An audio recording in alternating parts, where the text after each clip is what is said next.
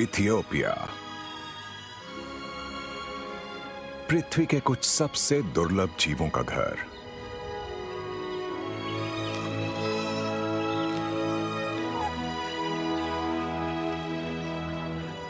जिनमें बहुत से और कहीं नहीं पाए जाते हैं।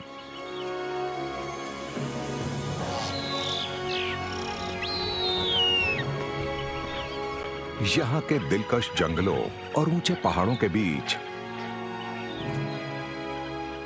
जिंदा रहना ही एक संघर्ष है। ये सिमियन माउंटेन्स हैं, जिन्हें रूफ ऑफ अफ्रीका भी कहते हैं।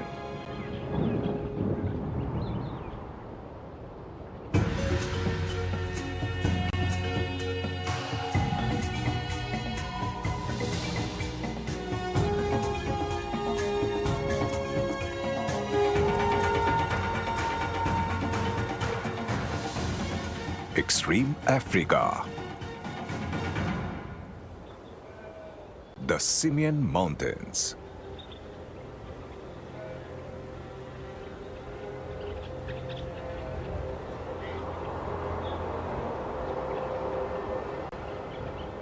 अफ्रीका के उत्तर पूर्व में एक जगह है जहां जानवर बादलों के बीच खतरनाक रास्तों पर चलते हैं।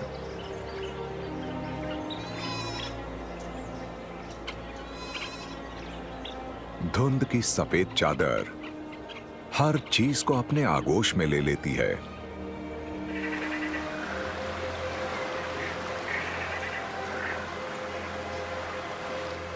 यहां पर रहस्यमय और अजीबोगरीब पौधों की कोई कमी नहीं है। चोटियों पर जो जीव रहते हैं वो सिर्फ यहीं पाए जाते हैं।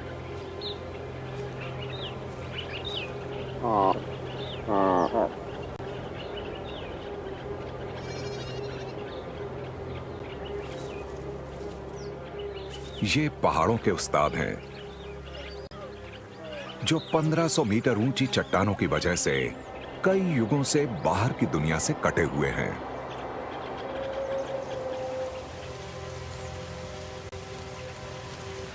यहां का जीवन इस अलग थलग पर्वतीय वातावरण में फलने फूलने के लिए विकसित हुआ है।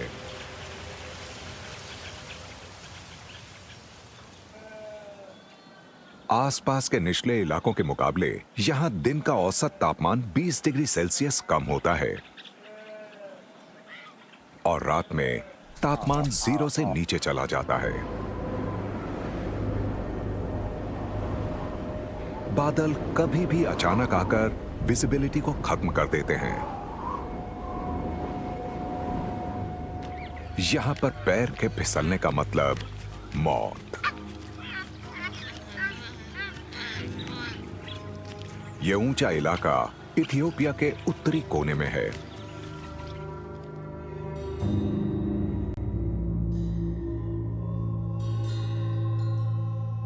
सिमियन माउंटेन्स नेशनल पार्क लगभग 220 वर्ग किलोमीटर में फैला हुआ है।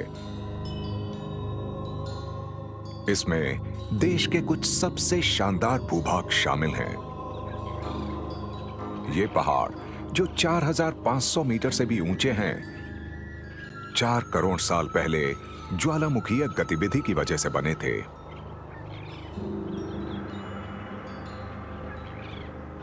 जब बाहर निकले लावा की मोटी परतें सतह के ऊपर ठंडी और इकट्ठी हो रही थीं, पृथ्वी के क्रस्ट के अंदर से निकली मैग्मा की विशाल धारा ने उनकी ऊंचाई को और बढ़ा दिया।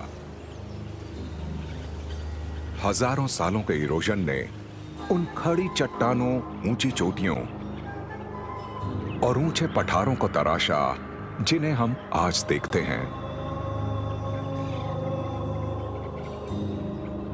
3700 मीटर से नीचे की ढलानों में रहस्यमय पेड़ उगते हैं। हैरानी की बात यह है कि ये ट्री हील्स, जिन्हें एरिका भी कहते हैं, ये हेथर की ही एक प्रजाति है। उपजाऊ ज्वालामुखीय मिट्टी में उगी ये झाड़ियां इतनी बड़ी हो जाती हैं कि एक जंगल का रूप ले लेती हैं।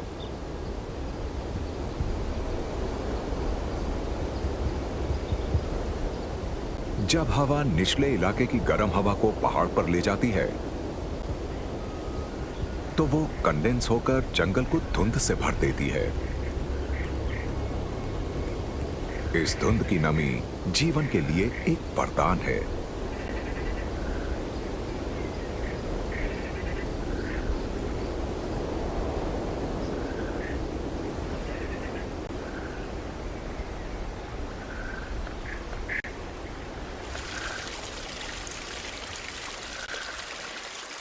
पर धुंध वो अकेली मेहमान नहीं है जिसने आज सुबह एरिका फॉरेस्ट में दस्तक दी है। जेलाडास के एक झुंड ने पहाड़ के ऊंचे प्लेटोज तक का सफर शुरू किया है, जहां ये अपना दिन घास के मैदानों में खाते हुए बिताएंगे।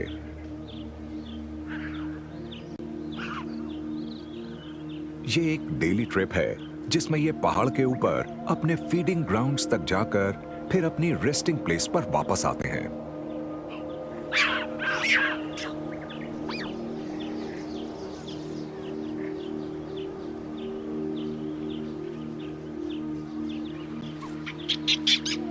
बच्चों की मौज मस्ती पूरे रास्ते जारी रहती है और ये पहाड़ को अपना खेल का मैदान समझते हैं।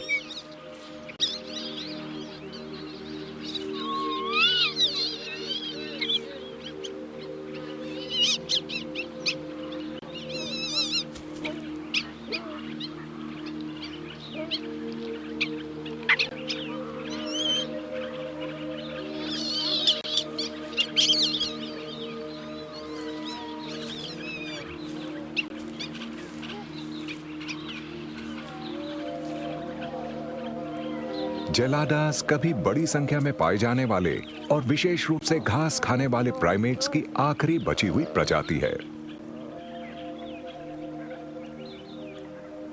आज इनका एकमात्र आश्रय इथियोपिया के पहाड़ हैं, जहां ऊंचाई पर उगने वाली हरी भरी घास की कोई कमी नहीं है।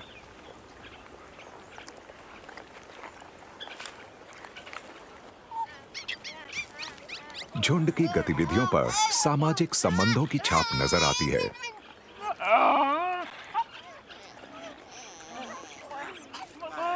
हालांकि ऐसा लग रहा है कि ये नर अपने हरम का इंचार्ज है, पर यहां पर फैसले मादाएं लेती हैं।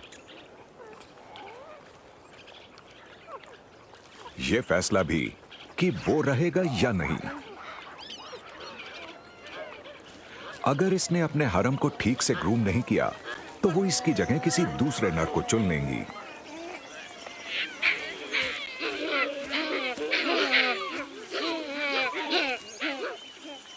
जेलाडास बहुत शोर मचाने वाले जानवर हैं। इनकी पुकार, जिसे वॉबल कहते हैं, ज्यादातर प्राइमेट्स द्वारा निकाली जाने वाली आवाजों से ज्यादा कॉम्प्लेक्स होती है। जहां दूसरी प्रजातियों में लिप स्मैकिंग एक बहुत ही आम आदत है, वहीं जेलाडास वो अकेले नॉन ह्यूमन प्राइमेट हैं जो बोलने का और अपने होठों को अलग अलग तरीकों से हिलाने का काम एक साथ करते हैं। प्राकृतिक जगत में इनकी आवाजें इंसानी बोलचाल के सबसे करीब मानी जाती हैं।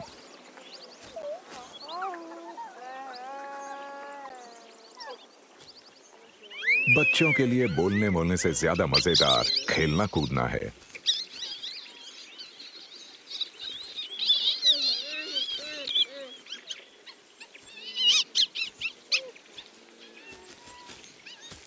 इन युवाओं के बीच दांत दिखाने को एक चंचल अभिव्यक्ति के तौर पर इस्तेमाल किया जाता है, जैसे हंसी।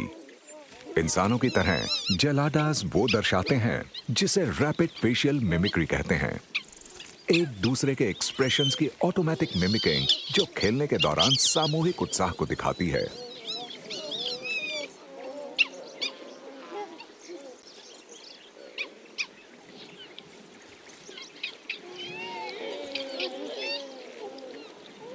इससे सामाजिक एकता को बढ़ावा मिलता है और ये माओ और छोटे बच्चों के बीच सबसे ज्यादा होती है।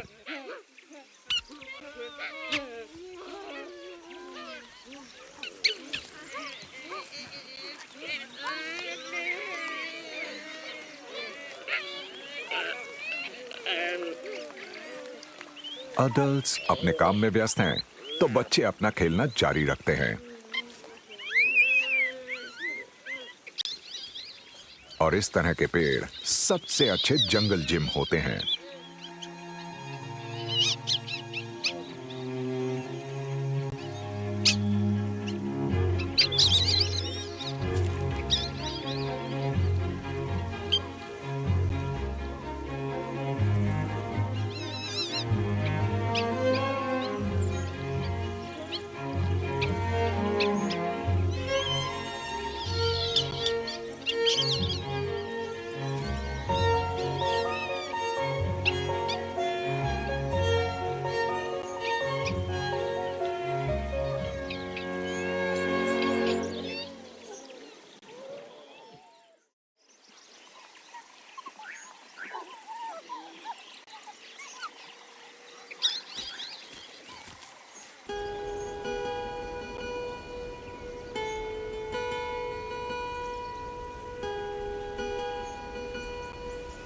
टेढ़ी मेढ़ी टहनियों पर लटके हुए इन लाइकेंस को ओल्ड मैन्स बियर्ड भी कहते हैं।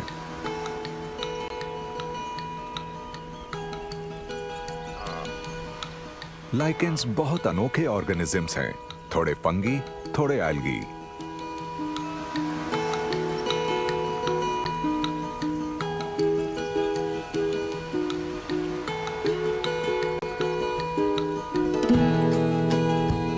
ये सिर्फ सबसे साफ हवा में उगते हैं।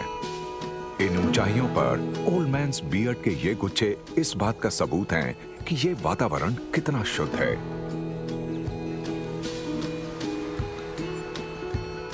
हालांकि लाइकेन अपने होस्ट को कुछ खास नहीं देता है, लेकिन ये पहाड़ों के एक दूसरे निवासी के कुछ काम जरूर आता है।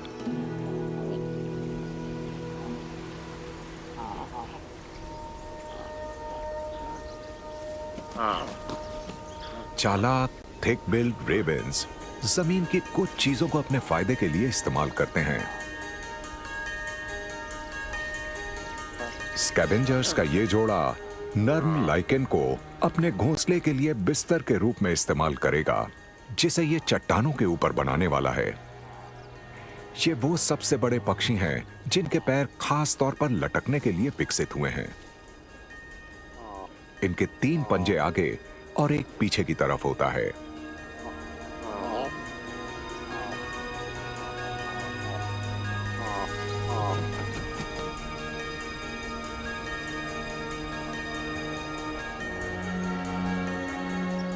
ये पक्षी सिर्फ इथियोपिया और एरिट्रिया के ऊंचे इलाकों में रहते हैं। ये यहां की चोटियों के बीच फलते फूलते हैं।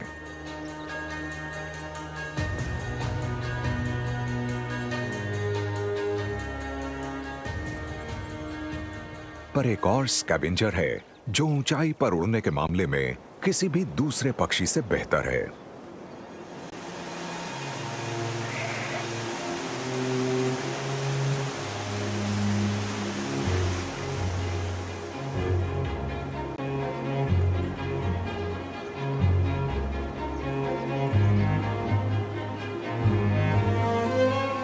एक ऊंचे वाटरफॉल के साथ की चट्टानें रपल्स वल्चर्स को परफेक्ट नेस्टिंग साइट्स प्रदान करती हैं।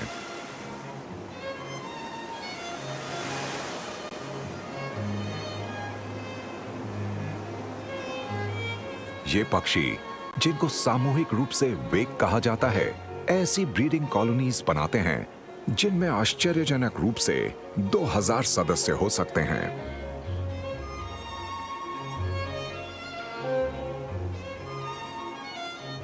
रपल्स वल्चर इस दुनिया का सबसे ऊंचा उड़ने वाला पक्षी है। ये एक कमर्शियल एयरप्लेन के फ्लाइंग एल्टीट्यूड के बराबर 11,300 मीटर की ऊंचाई पर उड़ सकते हैं।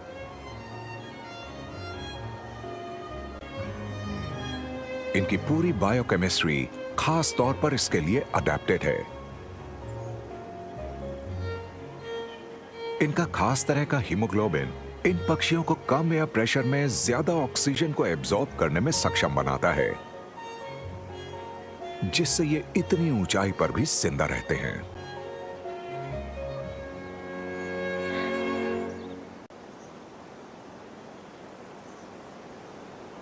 लगभग 9 किलो की ये वल्चर सबसे बड़ी वल्चर्स में से एक है।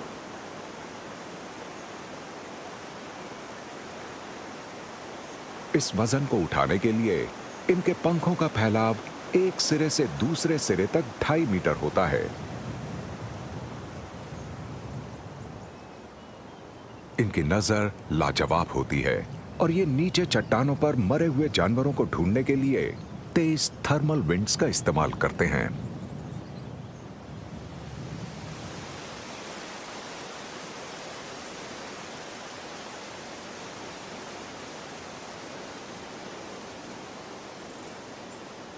ये जिंदा जानवर को कभी नहीं मारते हैं और इसलिए कभी-कभी इनको मरे हुए जानवर की तलाश में अपनी रूस्टिंग साइट से 150 किलोमीटर दूर तक भी उड़ना पड़ता है।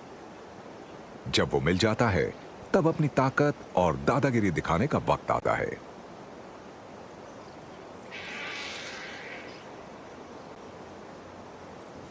क्योंकि चोटियों पर बहुत से स्कैवेंजर्स गश्त लगा रहे हैं, रपल्स वल्चर्स को अक्सर दूसरे पक्षियों को लास्ट से दूर भगाना पड़ता है।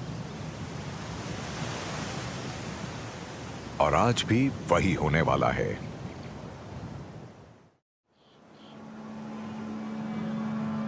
जैसे जैसे सुबह की गर्मी बढ़ती है और थर्मल्स पहाड़ों की तरफ उठते हैं, कई और प्रजातियों के पक्षी खाने की तलाश में आसमान में उड़ते हैं।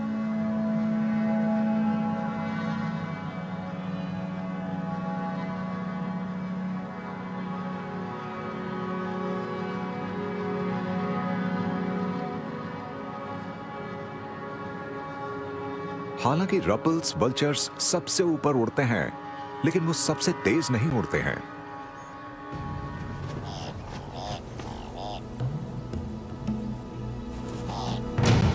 थिक बिल्ड रेवेंस अच्छी किस्मत की बदौलत एक छोटे एंटीलोप की लाश के पास उनसे पहले पहुंच गए हैं।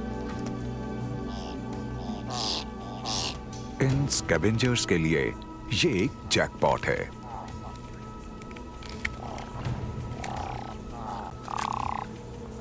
ये जानवर के सबसे स्वादिष्ट हिस्से से शुरुआत करते हैं, आंतें और चर्बी।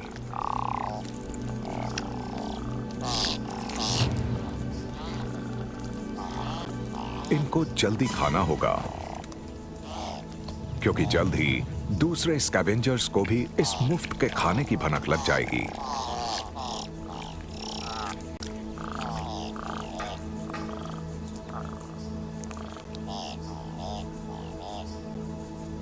देखते ही देखते वहां और भूखे पक्षी पहुंचने लगते हैं।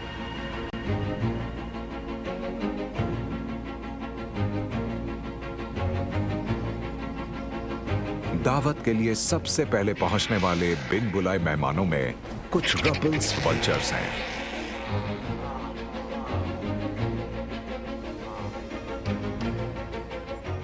घुसपैठ ये थिक बिल्ड रेवेंस से 6 गुना भारी हैं। तो जाहिर है रेवेंस किनारे हट जाते हैं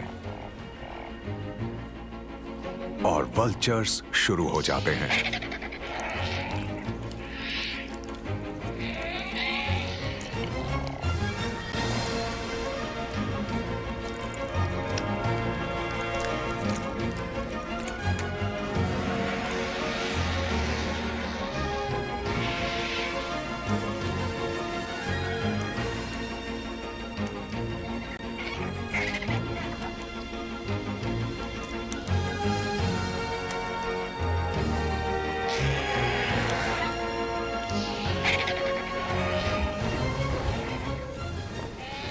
पेट भरने के बाद रपल्स वल्चर्स चले जाते हैं और रेवेंस वापस आ जाते हैं। एक निवासी इस हलचल के ऊपर बहुत शांति से उड़ रहा है। एक विशालकाय और दुर्लभ बियर्डेड वल्चर।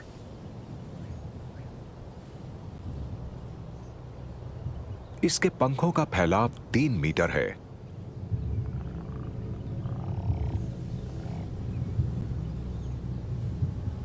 इन स्कैवेंजर्स में सबसे बड़ा होने के बावजूद ये इनकी दावत में खलल नहीं डालेगा।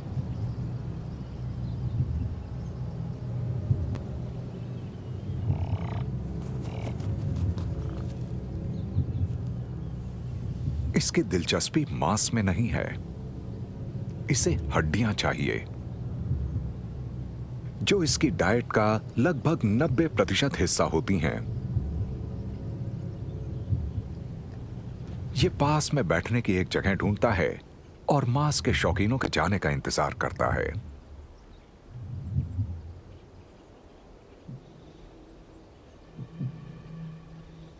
एक टॉनी ईगल पास आ रहा है।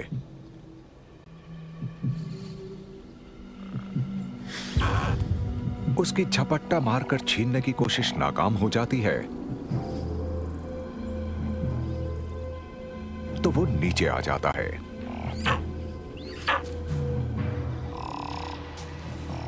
टॉनी ईगल्स दूसरे शिकारियों और स्कैवेंजर्स से लाशों को चुराने के लिए बदनाम हैं। पर यह लाश बहुत भारी है और अब इसे ये खाना सबके साथ मिलकर खाना होगा।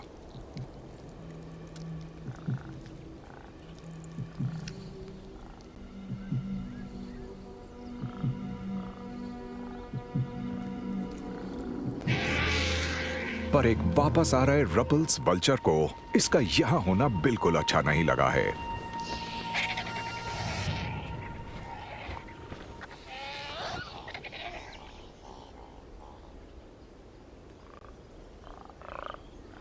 पर आखिरकार ईगल को यहां रहने की इजाजत मिल गई है। रेवेंस जानते हैं कि इनका थोड़ा दूर रहना ही ठीक रहेगा।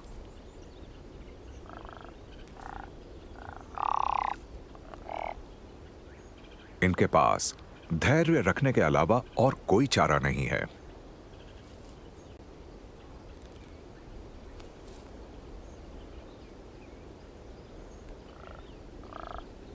एंटीलोप के हर हिस्से को खा लेने के बाद सब उड़ जाते हैं। अब सिर्फ हड्डियों का ढांचा बचा है। तो अब बियर्डेड वल्चर के नीचे आने का वक्त हो गया है। ये पक्षी दुनिया का इकलौता ऐसा जीव है जो लगभग सिर्फ हड्डियां खाता है। इनके बहुत ज्यादा एसिडिक पेट 4 किलो तक की हड्डियों को आसानी से पचा सकते हैं।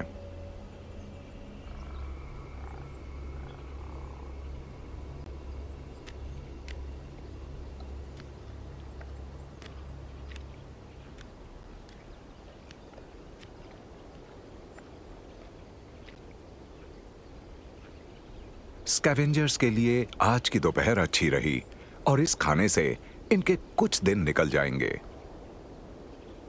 यहां कुछ भी बर्बाद नहीं होता है।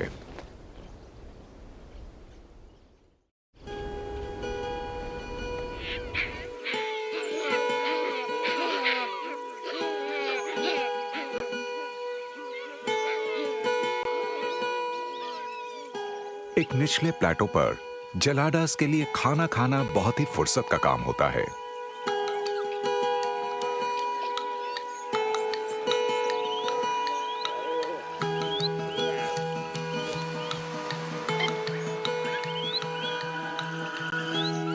अफ्रीका के ज्यादातर दूसरे बड़े प्राइमेट्स में सबसे पहले खाने का मौका उनको मिलता है जिनके रैंक्स ऊंचे होते हैं।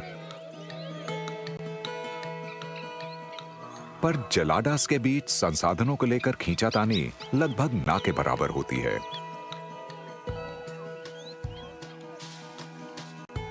इस झुंड का पेट भरने वाली हरी भरी घास यहाँ की उपजाऊ मिट्टी में बहुत उगती है और इसे धुंध और बारिश से भरपूर पानी भी मिलता है। यह बड़े से बड़े झुंड का पेट भरने के लिए भी काफी है।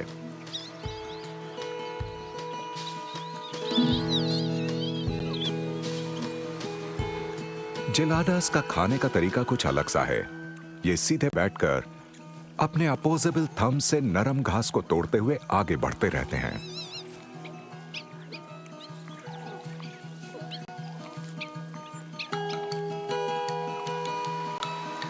और इनके क्वाड्रिफेड बॉटम्स इनको अच्छी खासी कुशनिंग देते हैं।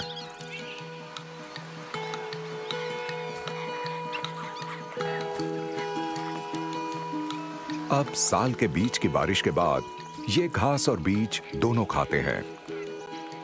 आने वाले 1 महीने में कई और घासों में बीज आएंगे और ये ग्रेन जलाडास की डाइट का 70% हिस्सा बन जाएंगे।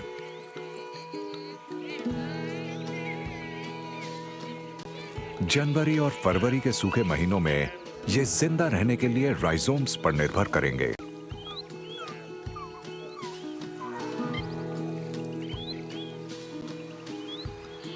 मौसम कोई भी हो, ये अपनी भूख मिटाने के लिए सिमियंस ग्रास पर निर्भर कर सकते हैं।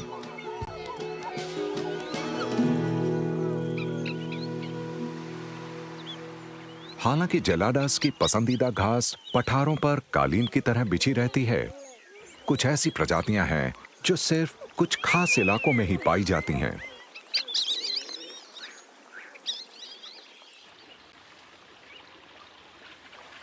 लगभग 4000 मीटर की ऊंचाई पर खूबसूरत रेड हॉट पोकर्स चट्टानों पर जगह जगह दिखाई देते हैं। पहाड़ों के इन ऊंचे इलाकों में कम बारिश का मतलब ज्यादा धूप होता है।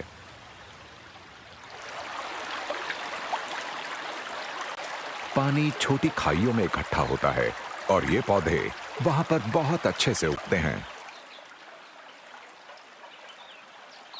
पर्याप्त रोशनी और नमी की वजह से रेड हॉट पोकर्स पूरा साल खिल सकते हैं। इसका मतलब इनके पराग को पीने के लिए हमेशा कोई ना कोई पंखों वाला मेहमान आता रहता है।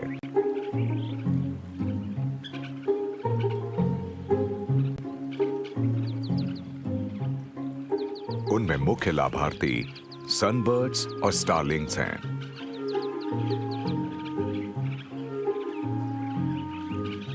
रेड हॉट पोकर ने खुद को अपने पास आने वाले भूखे पक्षियों और कीड़ों की भीड़ का भरपूर फायदा उठाने के लिए विकसित किया है। जैसे जैसे पौधा लंबा होता है, इसके फूल बारी बारी खिलते हैं। सारे फूलों के एक साथ ना खिलने से पराग पूरा साल उपलब्ध रहता है। इससे पौधे के पॉलिनेट होने की और प्रजाति के और फलने फूलने की उम्मीद बढ़ जाती है।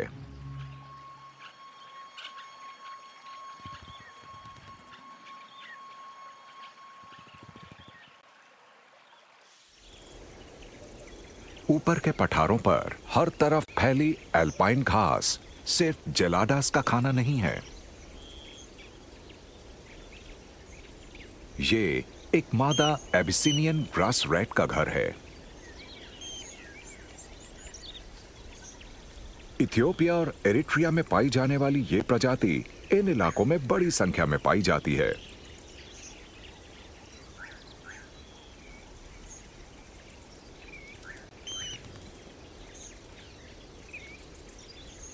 ये खुद को शिकारियों से नहीं बचा सकती है, तो इसे हर समय सतर्क रहना होता है। खास तौर पर इसलिए क्योंकि इसे एक बच्चे का ख्याल रखना है। जब मां बीजों और कीड़ों की तलाश में जाती है, तब यह बच्चा अपनी सुरक्षा के लिए बिल के पास ही रहता है।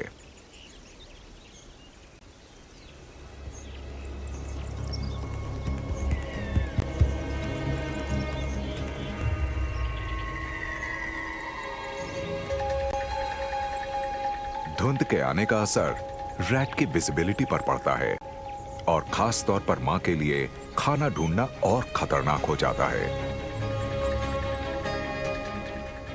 अच्छा हुआ कि ये जल्दी से घर पहुंच गई है।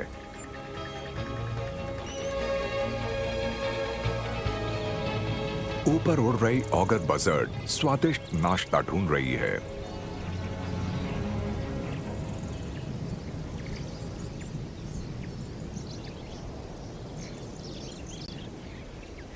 हालांकि इन रोडेंट्स का शिकार पहाड़ों के बहुत से शिकारी करते हैं, पर एक खास जानवर है जो ग्रास रैट को मारने में माहिर है।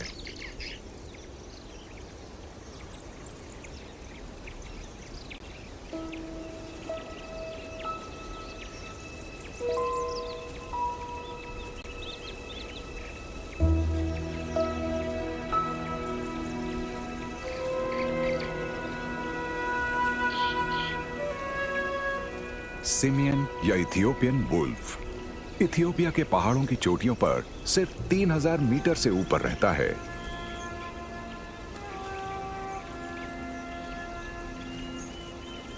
इन प्रतिबंधित क्षेत्रों में इनकी संख्या 500 से भी कम है। तो ये दुनिया के सबसे दुर्लभ केनिड और अफ्रीका के सबसे संकटग्रस्त मांसाहारी हैं। ये पैक एनिमल्स हैं जो अपने इलाकों को मिलकर बचाते हैं, पर शिकार हमेशा अकेले करते हैं। ये कुछ गिनी चुनी चीजें ही खाते हैं और ग्रास रैट्स इनके मेन्यू में सबसे ऊपर हैं।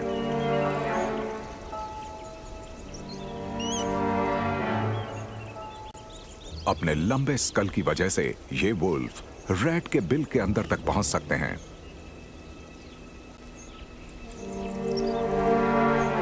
और जब दिन में ग्रास रैट्स खाना ढूंढने निकलते हैं, वुल्फ्स भी तभी निकलते हैं।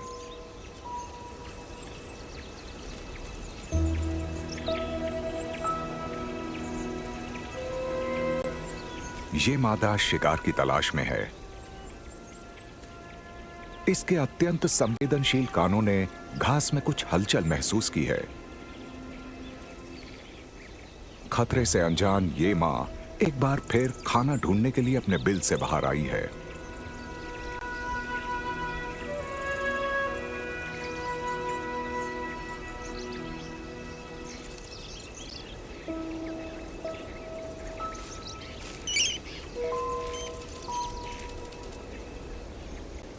एक जानलेवा गलती। अब इस बच्चे को अपना ख्याल खुद रखना होगा।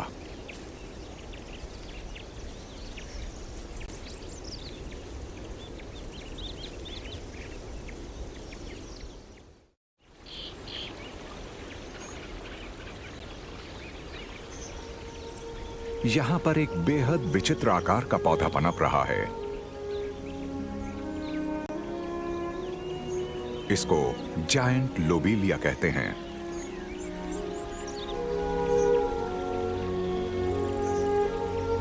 यह एफ्रो एल्पाइन प्लेटो पर सबसे लंबा पौधा है और इसकी लंबाई एक 3 मंजिला इमारत जितनी हो सकती है। इसकी चौंकाने वाली ग्रोथ इसे पहाड़ों की ऊंचाई पर तापमान में अत्यधिक उतार चढ़ाव को झेलने लायक बनाती है।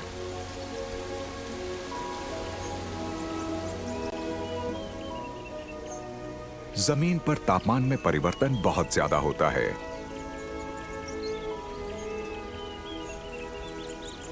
तो लोबेलिया की लंबी स्टेम इसके नाजुक पत्तों और फूलों को जमीन से ऊपर ले जाकर उनकी रक्षा करती है। इस तरह ऊपर जाने से इसके फूल लंबे गुच्छों में उग पाते हैं, जिनको इनफ्लोरेंसेस कहते हैं। ये इनको पॉलिनेट करने वाले जीवों को खूब आकर्षित करते हैं।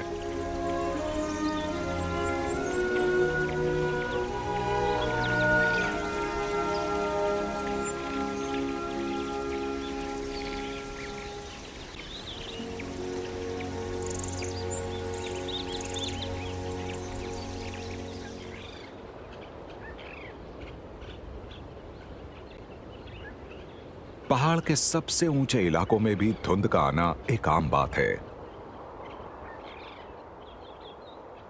यह अपनी नमी से यहां के पौधों को पोषण प्रदान करती है। ये तेजी से पहाड़ के ऊपर पहुंचकर पूरे इलाके को सफेद कर देती हैं।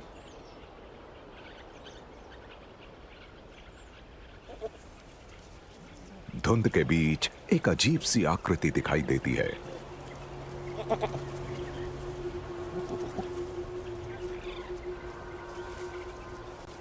ये शानदार सींग हैं लुप्त होते वालिया आइबेक्स के।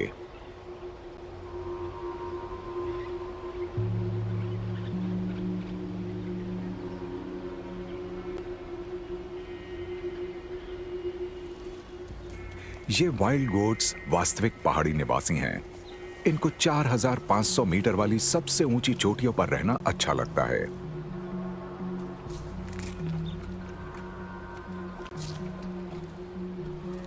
ये ज्यादातर जायंट लोबेलिया के पुराने भूरे पत्ते खाते हैं। इन पत्तों में वो जहरीले एल्केलॉइड्स कम होते हैं जो हरे पत्तों में पाए जाते हैं।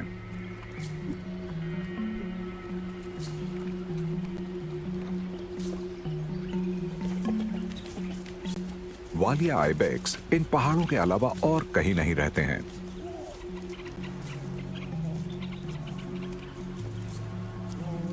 जंगल में शिकार के कारण विलुप्त होने की कगार पर पहुंच चुकी इस गोट की संख्या अब सिर्फ 500 है।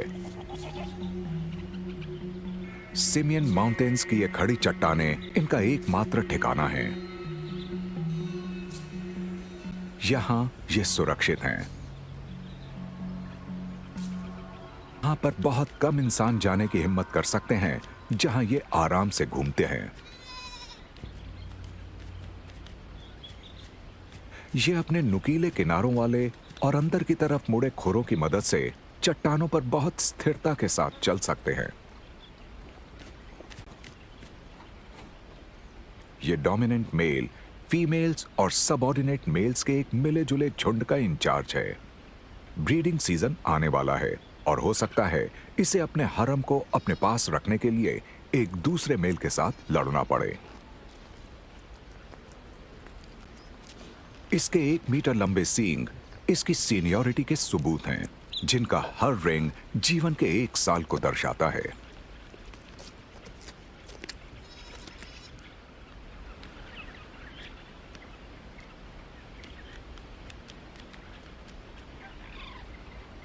फीमेल्स अपने लीडर से बहुत अलग दिखती हैं।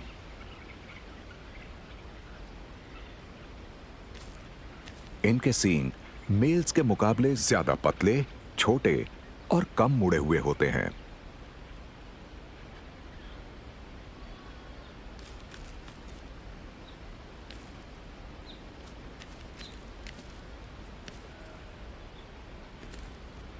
ये बच्चे मार्च और मई के बीच एक ब्रीडिंग पीक के दौरान कंसीव हुए थे और बारिश के बाद हरी भरी घास वाले सितंबर में पैदा हुए। इनके जीवन की इससे अच्छी शुरुआत नहीं हो सकती थी। ये अनाड़ी हैं और अभी इनको अपने इस खतरनाक और ऊंचे घर के बारे में बहुत कुछ सीखना होगा।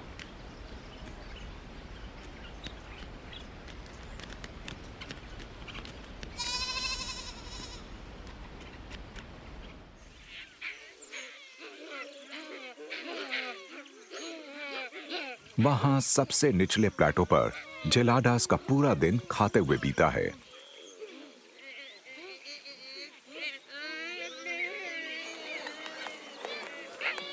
कुछ घंटों बाद सूरज ढल जाएगा, तो अब इस झुंड को उस केव की तरफ उतरना शुरू कर देना चाहिए जहां ये सोना चाहता है। पहाड़ के नीचे की हवा ज्यादा गर्म है, इसलिए वहां पर रहना ज्यादा अच्छा रहेगा।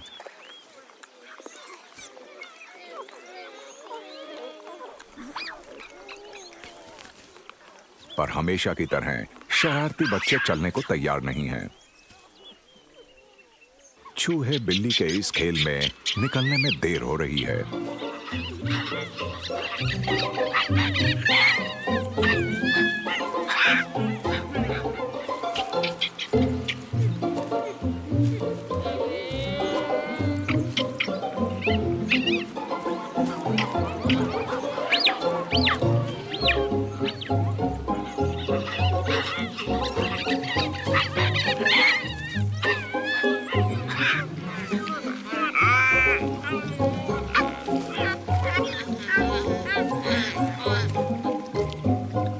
हालांकि जेलाडास एक आक्रामक प्रजाति नहीं है, फिर भी यंगस्टर्स इस नरम घास पर एक दूसरे से खेल खेल में लड़ने का कोई मौका नहीं गंवाते हैं।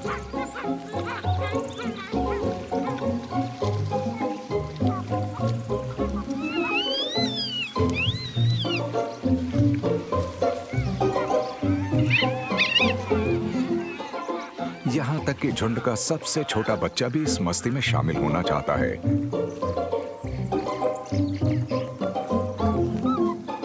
पर इसकी मां जल्दी ही इसे दूर ले जाती है।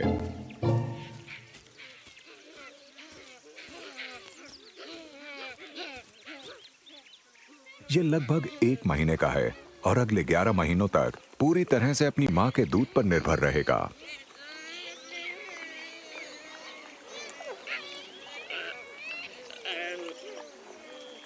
इतनी कम उम्र में इसके लिए घास को खाना बिल्कुल जरूरी नहीं है।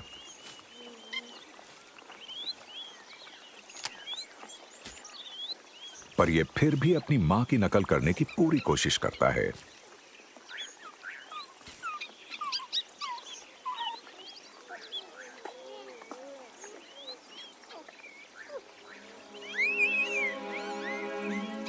अब जब सूरज पहाड़ के पीछे छुपने लगा है, करिश्माई जेलाडास अपने नीचे का सफर शुरू करते हैं।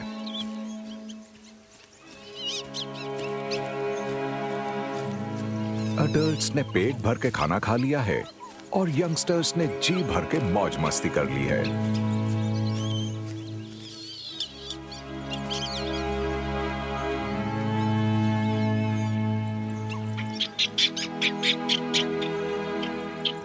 बच्चे जल्दी ही बड़े हो जाएंगे और यंगस्टर्स की एक नई पीढ़ी इस पहाड़ को अपना प्लेग्राउंड मानकर इस पर कब्जा कर लेगी।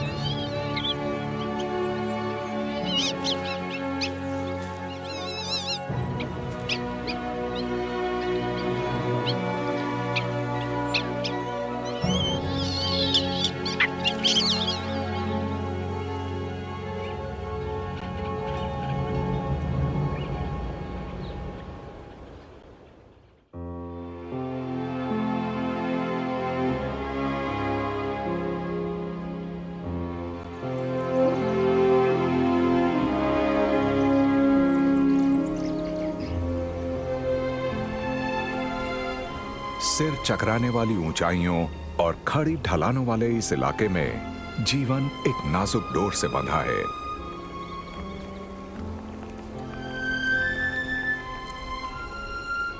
नीचे की दुनिया से अलग थलग ये पौधे और जानवर अपने हरे भरे लेकिन सीमित वातावरण का बेहतरीन इस्तेमाल करने के लिए विकसित हुए हैं। इस विशेषज्ञता का मतलब इनमें से ज्यादातर के पास जाने के लिए और कोई जगह नहीं है।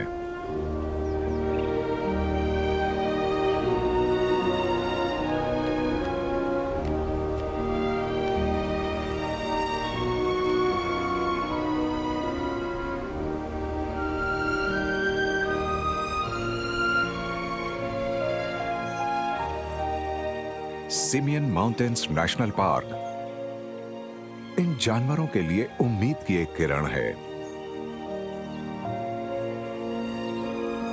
यहां लुप्त हो रही प्रजातियां जी सकती हैं और रूफ ऑफ अफ्रीका को अपना घर कह सकती हैं।